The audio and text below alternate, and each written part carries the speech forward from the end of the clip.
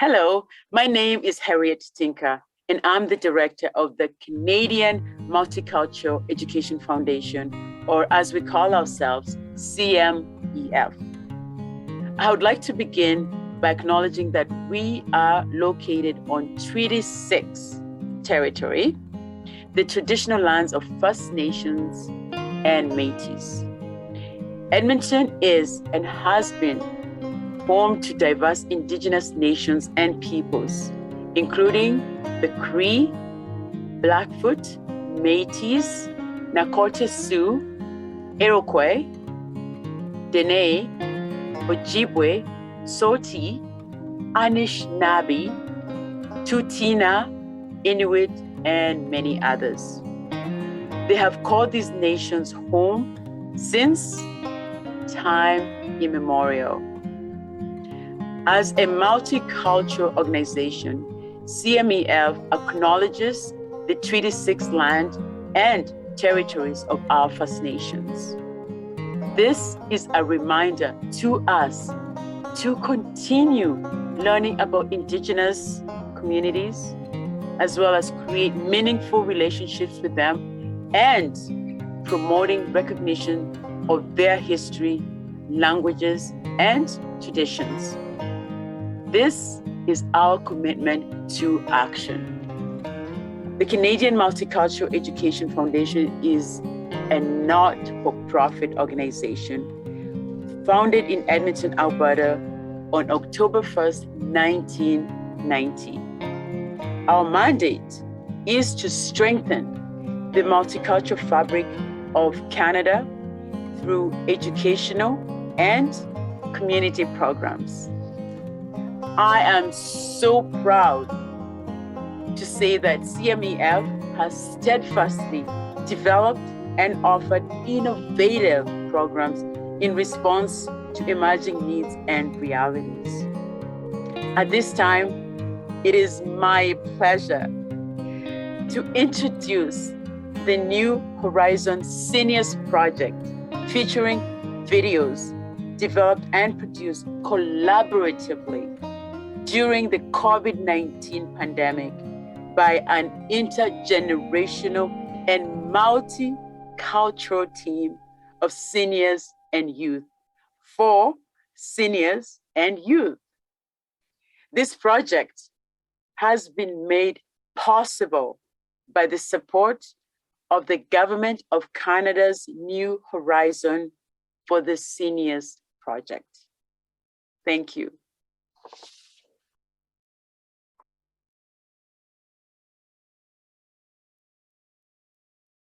Greetings. Thank you everyone for joining us today. The Canadian Multicultural Education Foundation has put together this video called Volunteering Opportunities for Seniors and Youth. Today, my teammate and I will be hosting this interview session. My name is Crystal Liu, and my teammate is named Earl Cholden. We have invited guest speaker Emma Wallace from the Edmonton Chamber of Voluntary Organizations to share with us tips and information regarding volunteering. For the audience who joined us live today, please feel free to jump in and ask Emma your questions after her responses. Now, without further ado, I'll just let Earl continue with the questions. Emma, what does the Edmonton Chamber of Voluntary Organizations do, and what's its mission? Yeah, so Edmonton Chamber of Voluntary Organizations, I'll probably refer to it as ECVO, a little bit shorter for the rest of today's chat. We're an organization that's focused on building capacity among nonprofits in Edmonton. And so we really focus on organizational management, leadership, volunteerism, and advocacy. And then we're also Edmonton's Volunteer Center. And so we support volunteer managers across the sector to build out their volunteer programs. And we help connect community members with volunteer opportunities. And our mission really is, we're really just aimed at building stronger and more resilient communities, and we're hoping for a more sustainable future for the nonprofit sector. Oh, thank you, Emma. Can you please tell us a little bit about yourself? Yeah, so I'm the program specialist at ECVO. And so what that means is that I coordinate all of our capacity building programs, and I host all of our volunteerism related efforts. So I work lots with the volunteer coordinators and volunteer managers across the city and across the region, and lots with the community in terms of finding volunteer positions. And I think a little bit about me on a more personal note, I've done tons of volunteering in the past, which is why I think this is such a cool position to have. It flips me over to the other side of volunteerism. And what else? I think like I try and focus my volunteerism on my interests outside of work. So I love the outdoors. I have a dog. We love to go walking together, kind of biking, those activities. And so that's who I am as a person. And that's also how I often translate my volunteer efforts. So a little bit about me. Oh, good to know. So Emma, why should we volunteer? What are the benefits of volunteering? For example, what are the benefits to the volunteers themselves and to the community? Yeah, so there are tons and tons of benefits to volunteering. First of all, volunteer efforts can benefit, like you said, volunteers, they can benefit organizations, issues, causes, and then they can also benefit the community more broadly. So in terms of personal benefits for a volunteer themselves, volunteering is a great opportunity to meet new friends, meet new people. It really helps reduce isolation. I don't know about other people. I spent the first year and a half of this pandemic living alone. It's really lonely when you're the only person in the house, you have no one to chat with. And so volunteering is a really great way to meet people, have some conversations, really feel connected to other folks. And in turn, it kind of like, it increases happiness, right? It kind of gets you going again and motivated. And then it's also great for helping you gain new skills. If you're a young person and you're looking for things to add to a resume, volunteering is great in that sense. If you're a young person or not a young person looking to gain new skills, volunteering is a really great way to kind of sharpen some skills and gain new interests. You can practice or learn new languages. You can practice a language you haven't spoken in a while. It also helps get people active and outdoors. I mentioned that a lot of my volunteering revolves around the outdoors. You can be doing walking, you can be picking up garbage in your community, getting outside, getting that sunshine, fresh air is really lovely. And then I think it's really important to, recognize that all of those benefits to an individual volunteer just ripple across a community.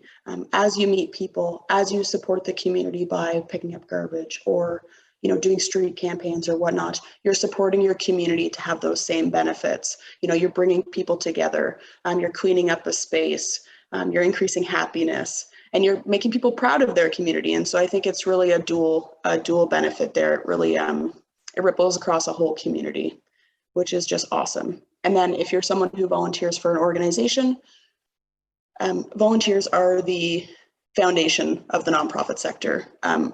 We wouldn't be here without volunteers. I think so many organizations are like that. And so as a volunteer, recognizing that your efforts are helping move organizations towards their end mission, which is community improvement. So you're really making a huge difference in that. So that takes some satisfaction as well. And it really supports those organizations. Tell us about some of the volunteer opportunities that come through your office. Yeah, for sure. So there's tons happening. It's been a little bit weird with COVID. I think, some of the more traditional opportunities like supporting the food bank, doing charity drives, clothing drives, et cetera, those are still happening, but in very different ways. And as a result of kind of work from home policies across the province, we're seeing a lot of virtual volunteer opportunities as well, remote opportunities. So people doing research, helping with surveys, doing phone campaigns. We're seeing a lot of phone campaigns, people calling community members and checking in to see how they are, if they need help with errands, et cetera. So lots of cool stuff like that is happening right now. And we're seeing a huge uptake in, so there's like what we call 3 different types of volunteering. So there's formal volunteering is when you work through an organization. And then there's informal volunteering, which is just helping people, right? It's being out in your community. It's picking up a piece of garbage on a walk. It's helping a neighbor, anything like that. And we're seeing so much more uptake in that informal volunteering. People are recognizing that their community and their neighbors are maybe having a hard time in some cases, and they're helping. And we're really loving to see that right now. And number 3, you said 3. Oh, sorry. Yes, thank you. And the third thing, the third type of volunteering we're really seeing is we're calling it micro volunteering. And that's like super, super short spurts of volunteering. So you're baking cookies for a bake sale, you're filling out a survey, you are sending a letter as part of a campaign. Maybe you're signing a petition, you're knitting a hat and donating it to a cause. So those super short efforts that make a huge difference. And so we're loving that because we're trying to highlight all the different types of volunteering and recognizing that not everyone can dedicate huge amounts of time, but you're really, any of your time, even that 5 minutes or that 1 hour of baking cookies is really helpful in the long run. And any special area that's most useful for seniors? Yeah, I mean, I think right now, in terms of when we look at formal volunteer opportunities, for seniors themselves, there's lots of opportunities available in terms of remote opportunities. So if people are concerned about leaving their home, safety around COVID, or just ability to leave the home at all, if you have access to a computer or a phone, there's lots of opportunities, like I said, around phone campaigns. We're coming up on tax season. Lots of organizations look for support with taxes. So if you're someone who has experience doing that, mentoring, tutoring younger folks, supporting businesses in their efforts. So there's lots of ways that seniors can get involved in terms of COVID friendly or just remote opportunities if that's more comfortable. And then for folks looking to support seniors in some way, reach out to your senior serving organizations in your area. There's lots and lots of opportunities around community drives, shoveling programs or shoveling campaigns to help folks shovel out their laneways, do yard work, help drive folks to appointments, get groceries, that kind of thing. So there's lots going on. Crystal, Can you share some stories about your own or about someone else's volunteering experience? Yeah, for sure. So I started volunteering. So I'm from Ontario originally. I'm from Ottawa.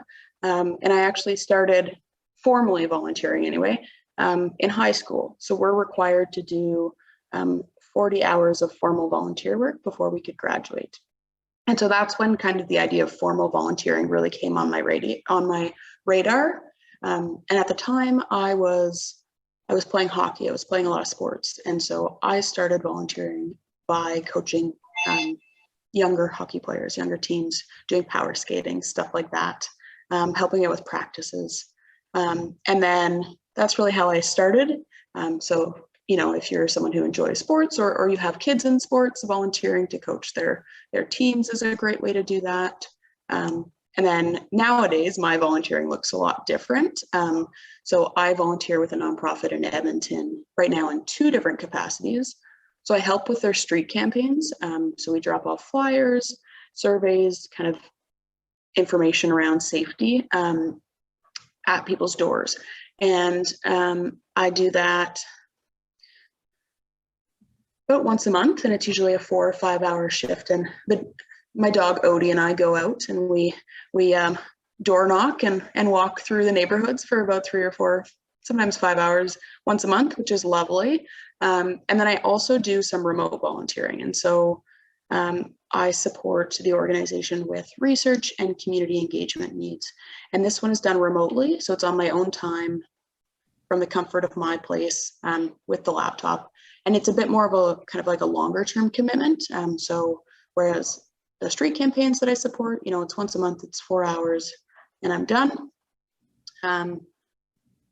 The research and engagement is more like 15 or 20 hours a month, depending on what I'm able to do, but I can do it anytime I want. So I can pick it up for an hour tonight if I want. I could leave it to the weekend, and I just get my work done, and then I email off, the stuff that I've been asked to support. So for me, both work really well based on my lifestyle, based on my schedule and my interest. And that's kind of what I'm up to right now. Like, what would you be researching? What kind of a thing? Yeah, so recently I did a little bit of research around, how do you create a survey for evaluation? I've done research around, what are the top 10 virtual activities for social events? Anything like that. It can be super, super random, but just like as the organization needs, sometimes it's more focused on their work specifically. So, helping with evaluation or, researching different resources that are available. And then sometimes it's more fun stuff like, we're hosting this social event. Tell us the top 10 icebreakers that we can use, stuff like that. And what happens when you knock on a door? What response do you usually get? A lot of people open the door. Yeah, lots of people open the door, or, before COVID, it looked a little bit different. Lots of people open the door. We have great conversations. Some people are ready to have chats. Now with COVID, a lot of people have signs on their doors if they're not comfortable with you coming to their door. So you'd leave something in their mailbox. But you meet lots of people in their yards, you meet lots of people on the street. And I think we're all at a place where we are missing kind of some human interaction. And so there's lots of lovely chats happening, lots of people excited to see other folks and see that their communities haven't been forgotten through this. So the campaigns that I work on are safety campaigns, and lots of folks are really happy to know that they're still on the radar, that they haven't been forgotten through all this. What can people with limited mobility who can't get around, what can they do? For sure. So there are a few things. If I was to say, I'll hesitate to say, but if I was to say that there's a positive out of the pandemic, it's that we have shifted to a bit more of a remote or hybrid work style. And so we've seen a ton of volunteer opportunities shift to be virtual, which has made them a lot more inclusive. So if you are someone who is unable or uncomfortable to leave your home for whatever reason, there are tons of opportunities that can be done by the computer or over the phone. Like I said, lots of nonprofits have like phone tree programs. There's volunteering, or there's research opportunities. You can support taxis and you can do mentorship, tutoring, tons of different ways to volunteer that's completely at your own comfort in your own home or your own space. If you are interested in getting out and getting in the community or at an organization with some mobility issues, lots of organizations have opportunities that require, limited or little mobility. So for example, many organizations have volunteers run their reception desks or do their administrative tasks. So if you go into a community center, if you go into a lot of nonprofits, the first person that greets you is usually a volunteer. It's not always a staff member. That is a job that doesn't always require a lot of mobility. The one thing I will say is just make sure that you connect with the volunteer coordinator of that organization and make them aware of any mobility issues or concerns that you have, so that they can ensure that you have the best possible experience and you can work together to overcome any issues that might occur. And like I said, volunteers are truly the foundation of our sector. And so I don't know anyone who wouldn't be willing to make things work as needed. Just a curious question. So say, for example, there's a person who can't sit for too long and then they're doing the phone calling, volunteering. Then how flexible would the nonprofit be when they're like for giving them the work that they're doing? Yeah, it totally depends. Sorry, 2 seconds here. Mm-hmm. So it totally depends on the program and kind of the work that's being done as a volunteer, but nonprofits are incredibly flexible and they're willing to make things work with folks because the work has to be done and volunteers are who does that, right? So in some cases, things might need to be done by a certain time. And so if that's just not feasible with someone's ability to sit and do that work for a certain period of time, they might say, hey, this position itself isn't a great fit, but actually we have this other role and we'd love for you to do that. And it's way more flexible for your needs. So that's what I mean in terms of like making sure you have a conversation with the volunteer coordinator at that organization to be clear about what it is that you need as a volunteer to do this well. Because we all just want to make things work for everyone. We don't want anyone to be having a not great experience. That doesn't benefit anyone, right? So yeah, but I think, you know, folks are really flexible. If it is a phone tree that or a phone campaign that you're doing, but you can't sit for that long. You know, if you have a cell phone, you could probably do that. You could do a few phone calls, take a break, do a few more, or hey, you can do your phone calls while on a walk. It doesn't have to be necessarily at the same spot. So just keep those lines of communication open and things kind of have a way of working out in that sense. Okay. So for people with language barriers or with speech limitations, what volunteering opportunities are there? Yeah, absolutely. So tons of organizations are looking for volunteers who speak languages other than English. And so if you're someone who speaks English as a second language and you have a different first language, looking for organizations and highlighting that skill. You know, we have many English speaking volunteers and that is lovely, but we're in need of translation services or, you know, communication support, note taking in different languages all the time. For lots of different reasons. And so if you're someone who doesn't speak English as a first language, share with the organization what language or what other languages you speak, whether it's your first language or not. And there's likely, you know, a huge use for that and it's pretty high in demand. And then if you're someone who wants to speak in English too, whether it's to practice your English skills, or if you're someone who isn't super comfortable speaking, you have some speech limitations. Again, chatting with your volunteer coordinator to make that known so that you can find what is a good fit. And sometimes it's being paired with someone else who is learning the language to, you know, help each other gain those skills. And sometimes it's finding a role that doesn't require speaking at all. Like I said, the research work that I do as a volunteer, there is no speaking. I get emailed a list of research requests. I do all of that on my laptop and I email them the responses. So if you're someone who's not comfortable having a speaking role in any way, there's lots of opportunity to be communicating only by email as well. That again is a product of kind of virtual and remote positions, and those aren't going away even with COVID. You know, organizations have recognized that in a lot of ways,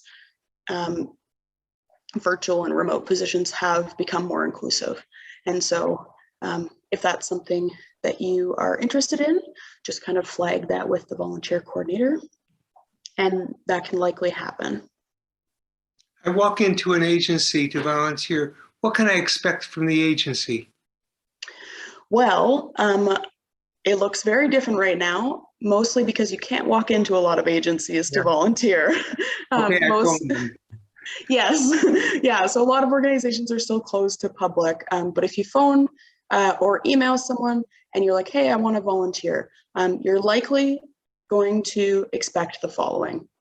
You're going to be asked to fill out an application form and then do an interview. These are super, super informal. This isn't about, you know, passing a test or you know, succeeding in an interview. It's really just to get to know you. The application form will ask for your name, your contact info, an emergency contact, and then it might ask what you're interested in. That is, you know, because the organization needs all that information for their filing as a volunteer. And then the interview, they're probably going to ask you kind of what you did at the beginning of this chat, is tell us a little bit about yourself. Who are you? What are you interested in? And again, this is to get to know you as a human, and then it's also to help them understand where you would be a great fit in the organization, what positions would be of interest to you, but also, you know, if you've identified that you want to learn or you want to improve your English skills, well, they'll help you find a position in the organization to volunteer that will do that for you. They're trying to meet your goals, your interests. So you can expect a application and interview, but I can't stress enough that it is not a stressful experience. It's just a get to know you process. And then some organizations, depending on the type of volunteering you're doing, might require you to submit a criminal record check and or a vulnerable sector check. These are checks that help organizations understand if you are fit to work with what we call vulnerable populations. That might be children, that might be seniors, that might be animals. And it is required for like safety and insurance purposes on an organization's end. That only happens if it's a position that requires that. So if you are working with a vulnerable population, if you are someone who will not pass one of those checks, that does not mean you can't volunteer. It just means that you can't volunteer in that position. And if you know that you won't pass one of those checks, you're welcome to say to your volunteer coordinator, hey, this actually, you know, I won't pass this check, but I still want to volunteer. How can we make that work? And you might get a position that you're only, you know, you're doing research in your home, or, you know, you are helping shovel laneways or that kind of thing, rather than one-on-one with community members who are more vulnerable. There's also a cost that is associated with both of these checks. So if you are, if that's prohibitive for you, don't let it stop you from volunteering. You know, bring it up with the organization that it's not something you can afford right now. I believe they're about $50 each. And a lot of organizations have like bursary programs that they can support you in paying for those criminal record and vulnerable sector checks. So don't let that be prohibitive. And then maybe most importantly, you should always, always, always expect to have an appropriate orientation and training as part of your volunteer opportunity. So you've gone through your application, you've done the interview, you've filled in any checks that might be required, you're getting ready to start volunteering. An organization should always provide you with an orientation. So who are they? What are the programs they're running? What are some things you might need to know before you get started? And then certain positions might require training. And that could look like, here's the software that we use, or here's how you conduct yourself in the community. It might be formal training, it could be informal training, but an organization should absolutely provide you, and you should expect them to provide you with that orientation and training before you start. If you have not received that, when you're getting ready to start your position, reach out to your volunteer coordinator and say, hey, is there an orientation and or training that I should be taking before I do this position? I'm not sure I'm comfortable starting without it. And that's just really important because we want to make sure everyone's set up for success. And you know, getting oriented to the organization, to your role, and then getting any necessary training will be hugely beneficial in the long run for your ability to succeed in your position, but also for your like stress levels to have some fun, right? And so those are kind of what you should expect as you go into a position or as you look for a position. Thanks for explaining. What is the most fun volunteering assignment that you have ever taken? Oh, so I've had some cool ones. I actually love the door knocking and street campaigns that I do. I don't know that it would be everyone's idea of the most fun, but you know, I usually do it with a friend. We both have dogs. We bring our dogs. It's a few hours of walking on a weekend. We get to see a new community, or we get to explore our own community. The last one I did was actually in my own neighborhood of the Boyle Street area, and I hadn't done a ton of exploring of it yet, and it's just really fun. You're outside. It's sunny. You've got the dogs with you. You've got a friend with you. You meet lots of people. You get to see lots of cool things.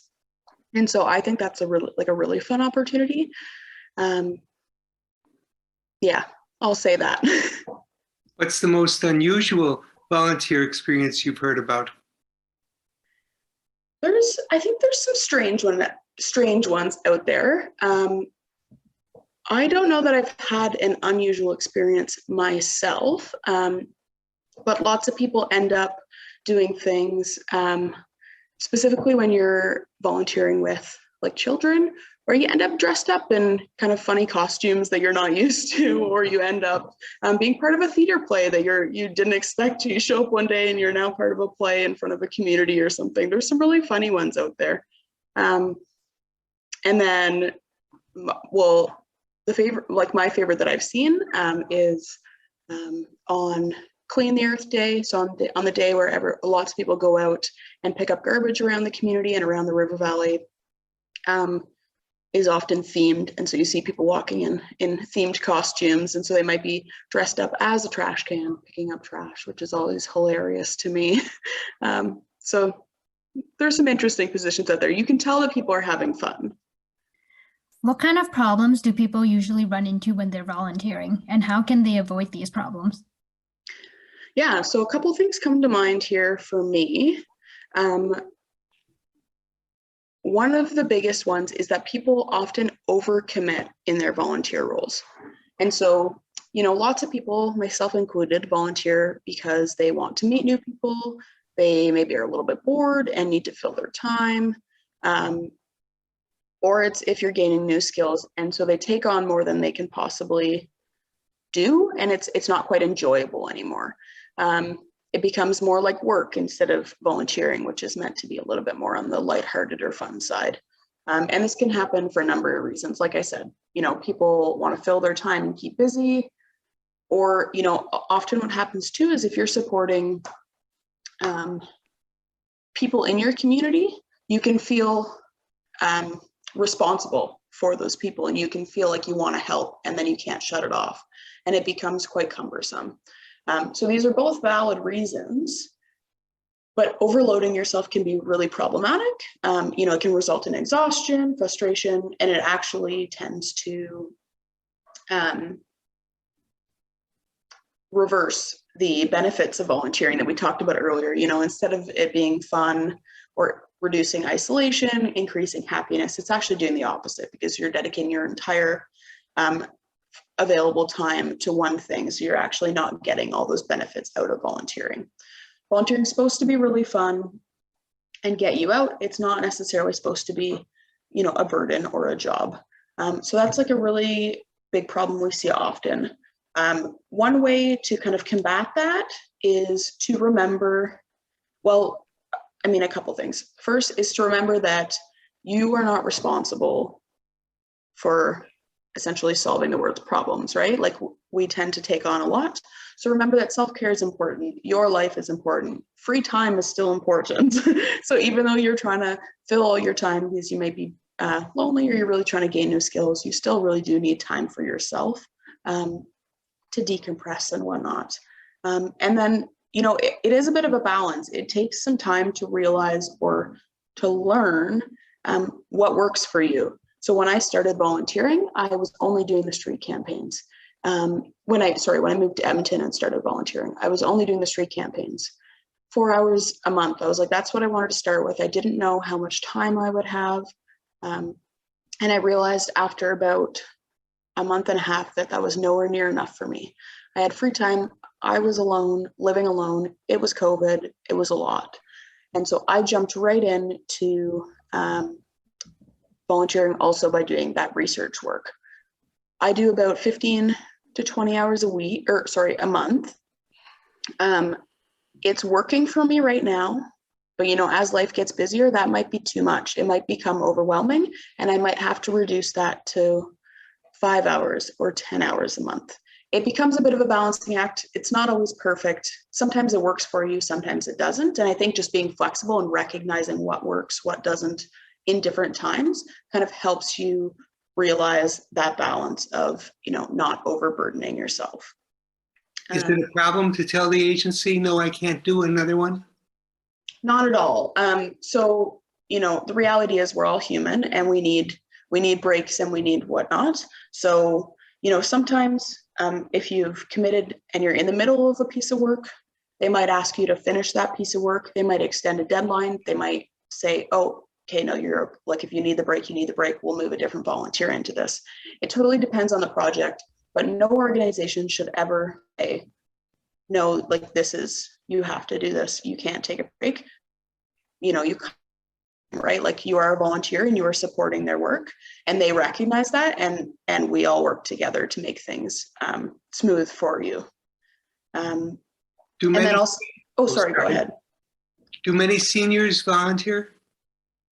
Tons of seniors volunteer. It definitely was more of a thing before COVID. I think volunteering as a whole was more people were willing to just come out to events to volunteer before, like pre-COVID. Now we still see tons and tons of volunteers. We still see lots of people supporting their neighbors and the community through organizations or informally. But I think some of those groups that are maybe more isolated or more vulnerable, seniors being one of them, we're seeing them volunteer slightly less. There's a lot more concern or risk around their safety with COVID. And so we see them volunteering a little bit less now. But I mean, it's a personal decision on whether or not you're comfortable going out based on your circumstance.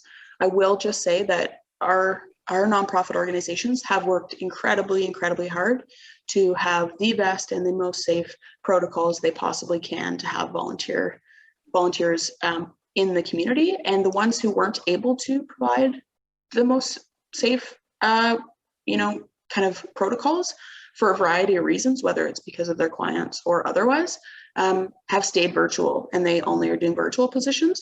And so know that organizations have your safety in mind. No one is willing to risk their volunteers' safety. How can people find opportunities to volunteer, and how can they apply to volunteer? Yeah, so this one is huge. So there's kind of 3 ways that you can find opportunities. You can ask your friends, your colleagues, your community members, or your neighbors, if they're volunteering anywhere, if they know of any positions. So just informally checking in with folks that you know.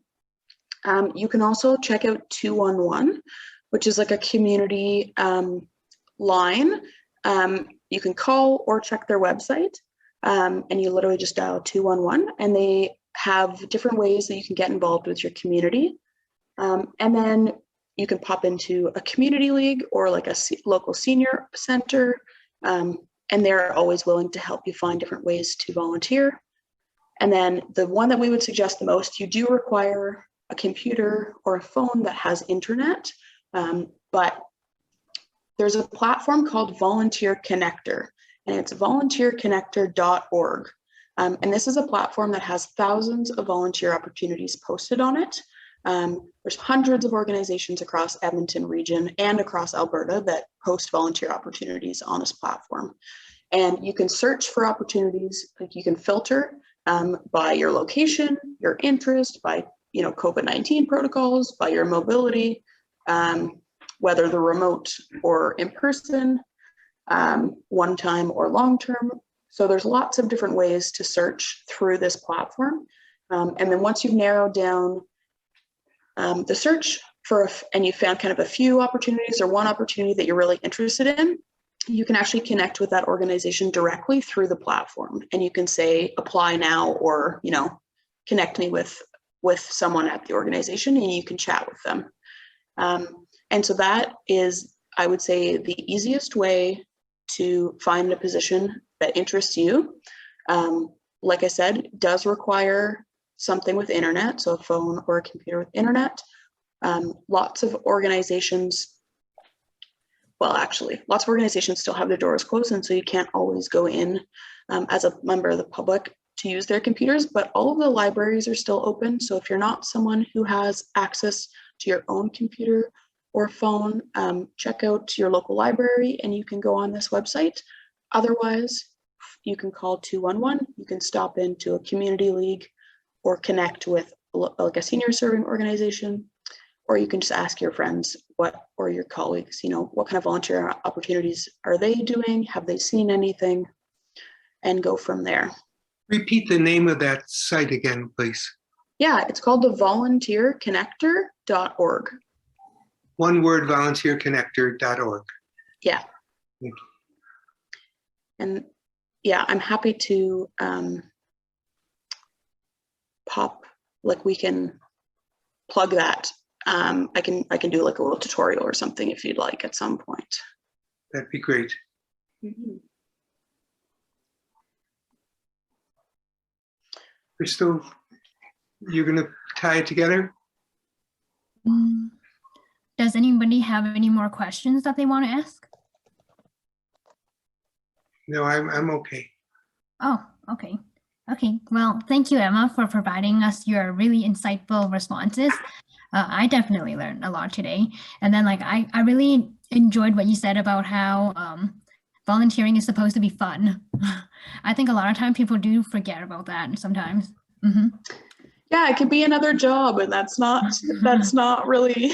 Sometimes volunteering is to take you away from that job, right? And so make it fun. Mm-hmm. Yeah. Okay, thank you, Emma, for joining us today and sharing your knowledge and experience. And thank you everybody else who joined us today as well. Thanks for having me.